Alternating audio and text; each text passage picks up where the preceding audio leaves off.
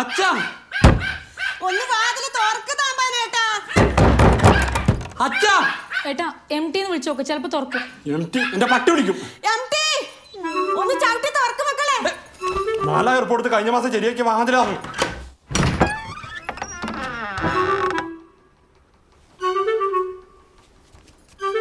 ഒരു 4000 രൂപയുടെ വില പോലും ഇല്ലടാ നിനക്കെന്നാ.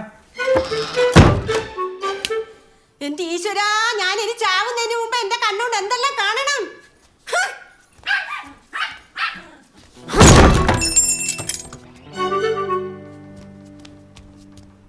എന്ത് കോപ്രായ നിങ്ങൾ കാണിക്കുന്നത്? എന്റെ മുറിയിൽ ഞാൻ റെസ്റ്റ് എടുക്കുന്നതിന് എനിക്കെത്ര പ്രശ്നം? അവിടെ കിടക്ക്.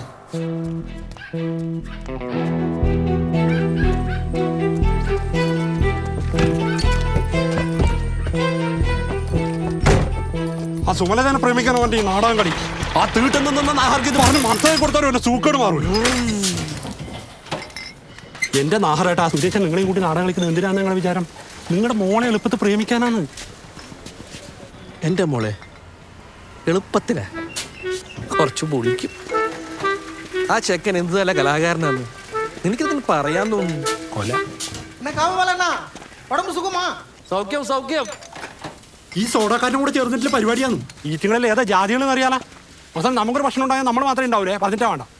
എൻ്റെ മോളുടെ കാര്യം നോക്കാൻ എനിക്ക് അറിയില്ല പ്രിയേഷേ. നീയും പണ്ട് ബുക്കിനകത്ത് വെച്ച് അവക്കൊരു കത്ത് കൊടുത്തില്ലേ? അത് ഞാൻ എനിക്കെഴുതിയ കത്തല്ലേ.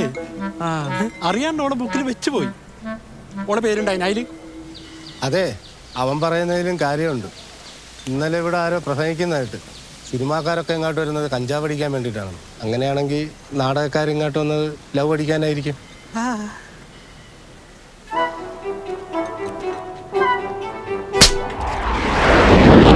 എനിക്കില്ല, ഇത് പറഞ്ഞോനില്ല.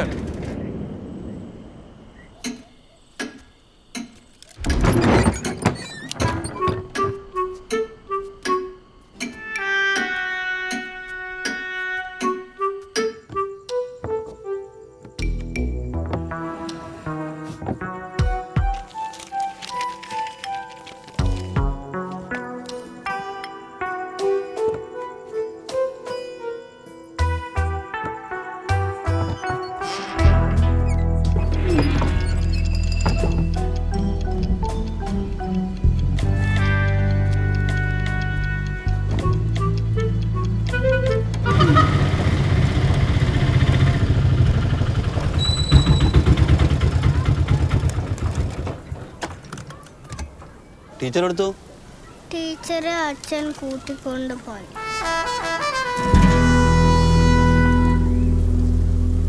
വാ നിങ്ങൾക്ക്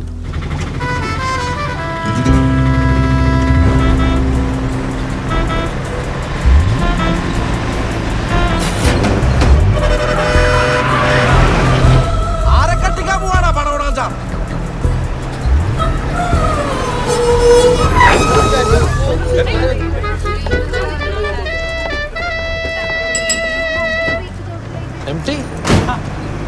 കൂടെ ഗന്ധർവനാക്കിയാല് താടിയും മുടിയും വടിക്കാന്നു. പെട്ടെന്ന് വടിച്ചു കളിയാമാന്ന് പേടിച്ചിട്ട് ഞാൻ പറഞ്ഞു നിന്നോട് ചോദിക്കാന്ന്. നിന്റെ അഭിപ്രായം എന്നാന്ന്? വടിക്കാൻ വിടണ? നിങ്ങളെ ആരും അഭിപ്രായം എനിക്ക് വേണ്ട. ഇത് പഠിക്കാൻ it is my beard. It's weird അച്ഛാ. It's his freedom. എനിക്ക് ഇയാളെ മുഖം കാണാൻ ആഗ്രഹമില്ലായിട്ടൊന്നുമല്ല.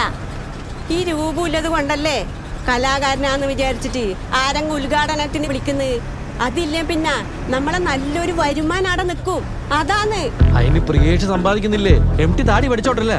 അതല്ല നഹറേട്ടാ, ഇത് പഠിച്ചാ പിന്നെ അച്ഛന്റെ മുഖം അങ്ങനെ ആയിരിക്കും ആർക്കും ഒരു ഐഡിയ ഇല്ല. ചിലപ്പോ ഈ അമ്മ എന്നെ പറയും അച്ഛനെ വേണ്ട. മിണ്ടാണിക്കണേ ആർന്ന്. അങ്ങനെ പറയുന്നേക്കാനാ ഇയാള് കാത്തിട്ട്.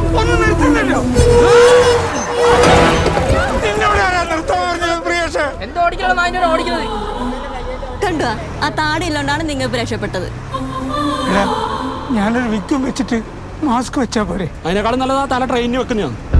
ഈ നാടൻ അങ്ങനെ പൊളിഞ്ഞു പോയ പിന്നെ നെയ്യില് താടി മുടിയും വെട്ടിയത് വെറുതെ ആവൂലേന്ന്.